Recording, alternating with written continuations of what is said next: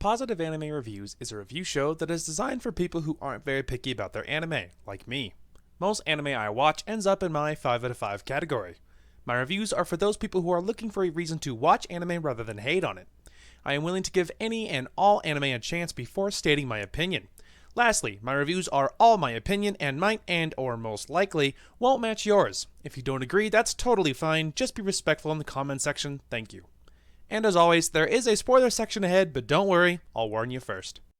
Hey guys, Darth Glork here, back with another positive anime review. Today we will be talking about School Live. So, the Japanese name will also be in the description, because of course it is probably a little more known by its Japanese name, I would say, but regardless, I'll be saying the English name because I can pronounce that a little bit better. So before we hop into this one, there's a very important channel announcement that will come out right before this video.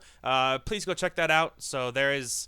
yeah, so that you guys can, there's a very important channel update that you guys need to see, so I would recommend going checking that out, and, yeah, it involves my computer, so hopefully you're even seeing this review, so assuming my computer doesn't crash before we even finish it, so hopefully we're just going to truck our way through and hope we survive.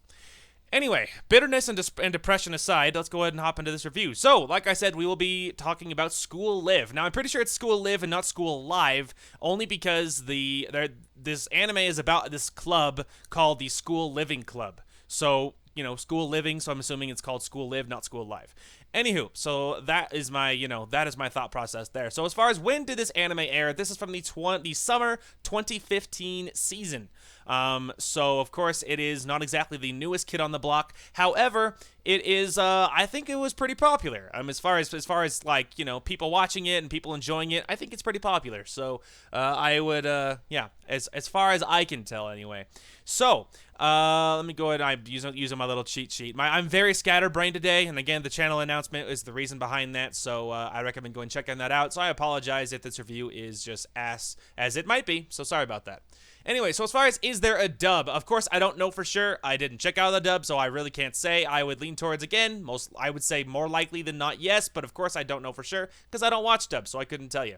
Now, is this an adaptation from a manga? Yes, it is. This is a manga I totally should read.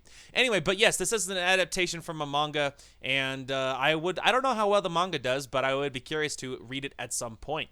Anyway, so let's go ahead and launch right into the synopsis before we get too deep into anything else, and let's do it. Yuki Takaya loves her school so much that she does not want to ever leave. Oh man, the name of her high school. Her high school is a unique and lively place where Yuki enjoys her carefree life as a third-year high school student and member of the School Living Club. The club, consisting of the president, Yuri, and it's like with 2 U's, and so it kind of throws me through a loop, but I guess it's just Yuri. Yuri Wakasa, the athletic Kurumi Ebisuzawa, the mature junior Miki Naoki, maybe, the supervising teacher Megumi Sakura, and the club dog Taru Maru. What a name. Prides itself on making the most of life at school. However, this illusion of endless bliss is just a bubble waiting to be burst because Yuki is unable to perceive what is truly happening around her. In reality, all is not as it seems. The real purpose of the School Living Club is to escape from the shocking and disturbing truth. The girls are in the middle of a zombie apocalypse and have barricaded themselves inside the school as the sole survivors.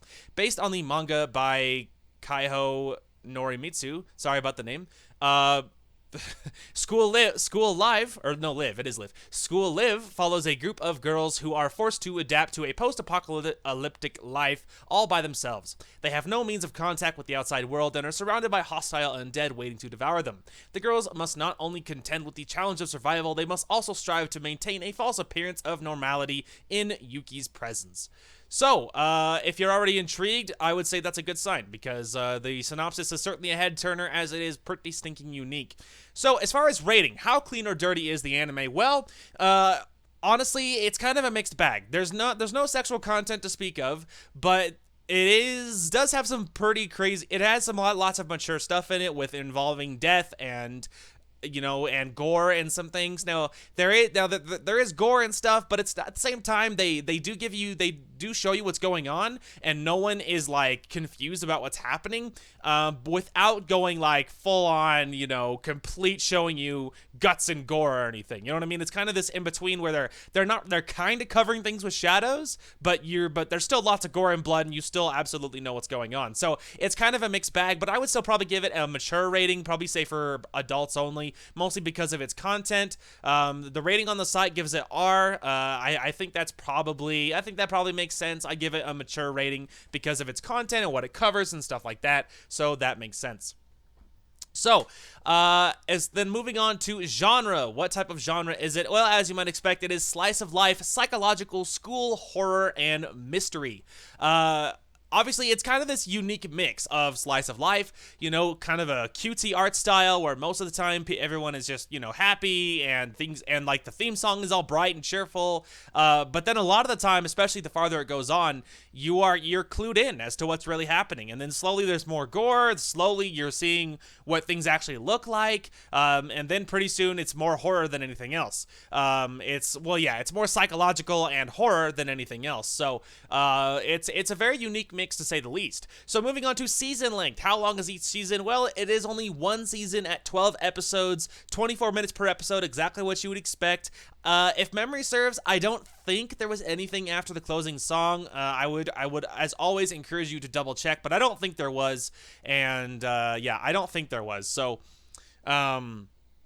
yeah, I don't believe so, but of course I watch anime kind of en masse, so it's a little hard to remember everything, but I don't believe there was, but of course, as always, I encourage you to check. Now moving on to our character section. So the character section, of course, as you would expect, this is what makes an anime good or bad. So there is 4 characters listed as main characters, and then there is a couple of supporting characters, but the character list is not big. It's not big, to say the least. So we're going to hit, as usual, the 4 main characters, and then we'll probably briefly touch on the teacher, and then we'll barely mention the dog, and then that's where we'll be. So moving on to our first main character, of course, we're going to talk about Yuki. Yuki is the pink-haired, cheerful, probably the youngest looking one, I would say, of all of them, and she is the one that's in this, I don't know, she's kind of had this mental breakdown after things happen that you'll see in the anime. And because of it, she can't perceive what's really going on. In her eyes, her high school is not, busted down and covered in blood, and no one has died. And in her life, everything is completely normal. And so she has this split where she's completely blind as to what's happening. So the anime, of course, a lot of it revolves around that, and the other characters trying to maintain this false pretense of, yep, everything's fine, even though everything is very much not fine. So, so as far as personality, she's incredibly bubbly and happy, and just, she's just happy to be there, man. And so she's very, very peppy. Now, she does seem very, very young and possibly naive of all of them. Even though one of them is younger than her, they all seem older than her. She very much feels like the youngest. So she's very, very bubbly and peppy and happy to be alive. Now, once things develop, and as you might imagine, eventually she does learn the truth, as you would have guessed. And so as you would have guessed. So eventually, her like not. I don't know, her little less naive, her little more mature side is revealed, yeah. So eventually it is revealed, and so eventually, of course, you do know what's happening, so, sometimes it does happen, but, Anyway, and that's pretty much her in a nutshell. This review is going to be pretty quick because there's a lot on my mind, and I don't really feel like talking. So I'm sorry if I'm blazing through this a little too quick, but if you watch the announcement, you'll know why I am acting the way I am. Anyway, so that's pretty much Yuki in a nutshell. She's super bubbly and peppy, and she's a really adorable, interesting character. So moving on to our next main character, we have Kurumi Ebisuzawa. So Kurumi is the darker-haired, I think it's purple. She has twin tails, and she is carrying a shovel all the time. She has these striped gloves that are really adorable, and that is pretty much her. So in personality, Kurumi is kind of the tough one of the group. Obviously, like the synopsis said, this is a zombie apocalypse, and Kurumi's pretty much the one always responsible for actually killing the zombies for the most part. Whenever she's like, if there's ever a need to venture out alone to do something, she's always the one to do it. Because she kind of has more of the physical ability, and she has the more of the mindset, so she's almost always the tough one that kills all the zombies. Whereas everybody else tends to not as much do that type of thing. That's really not so much something that they do. Now, so Kurumi is kind of the protector. So in personality, of course, she blends right in and she does her job perfectly, where her goal is she wants to protect everyone and she wants everyone to be safe and happy and everything else. And so in personality, of course, it was super fun to, watching her, it was incredibly fun to watch her because I super appreciated her defending everybody all the time. But on top of that, whereas a lot of the times the tough characters in anime, so to speak, they tend to be very, like angry or not nice, and Kurumi has this nice split where not only is she the quote-unquote protector of the group, but she's also nice, and she actually cares about her friends, and she wants them to be happy, and she wants them to be, she wants them to be safe, and she really feels like one of the group, and she's super supportive and super on board with keeping up this illusion for Yuki to try and let her be, live this normal life as long as possible, more or less. And that was super admirable, to say the least. And so that's pretty much Kurumi. So moving on to our next main character, we have Yuri Wakasa. I think I say her name. So we have Yuri. So Yuri is kind of I think she's the oldest, but regardless, she feels like the leader of the group, definitely. She definitely feels like the big sister to everyone else in our little group here, and she fits that role perfectly. She's super, like, gentle and nice and loving, like, 90% of the time, but there is this little side of her that will lay down the law if the need requires. And then that was, of course, super admirable. And she's incredibly sweet and loving. And considering the circumstances where everything is so insane, that was very admirable. That was very much like, kudos to you, considering that she was able to, all things considered, the fact that she was able to be as nice and loving as she was, considering what was happening, was very, very admirable. And as far as appearance, she has like a darker hair color. She might be a redhead, but I can't totally tell. I don't know. It kind of looks like maybe black hair, maybe like red towards the ends, but she's the oldest looking of the group. She's also the quote-unquote president of the club. She very much, like I said, feels like the big older sister, and I very much admired her because of what she does. And then moving on to our last main character, we have Miki. I think her last name is Naoki, but her name is Miki. So Miki is like pink hair? Let me again open her picture just for simplicity. She also has pink hair, but she doesn't have the little hat that Yuki has. So that is Miki. So Miki is the newest member of the school living club, and she's kind of the outsider looking in. Whereas the rest of these people, the rest of the group knew each other a little bit longer. Miki didn't know them before, and she met them during the apocalypse. So for her, it's kind of it's interesting because she has this a different point of view. Because of course the other two have to explain to Miki Yuki's unique situation. They're like, look, she is actually, she's seeing things that aren't there anymore. She has this like mental breakdown thing. We're trying to keep her little illusion alive, so they have to explain things to her. So for her, it was an interesting, kind of outside looking in type of deal, which was interesting. And then it was adorable because technically Miki is actually the youngest of the group, and technically Yuki is her senior, even though it does not feel like it at all. So like I said, even though it doesn't feel like it at all. That's interesting, to say the least. That's very, very interesting. I felt anything else. So Miki in personality, she's far more quiet, and she feels far more reserved. Now, Yuri often feels like reserved in a lot of ways, but she still feels very warm, whereas Miki feels like she's hesitant to get to know anyone at first. Now, once you get to know her, her reasons for things make total sense, and, you're much more on board with all of that, and all that makes a lot more sense in things. But Miki, she does care about the group, and she really does learn to bond with them. And then she ends up blending right in, and she ends up being one of the group, and she totally fits, and everything is great. So it's interesting because Yuki, technically being her senior, feels this like responsibility to kind of act like her senpai or whatever. And for Miki, obviously, it just feels funny because technically she's younger and it does not feel like it. So it's just interesting the way that works out. So she has other things that her backstory explains a lot more about her personality, and so of course, it explains a lot. It explains a lot. So that's basically Miki in a nutshell. So briefly touching on our little supporting characters, there is the dog Tarumaru.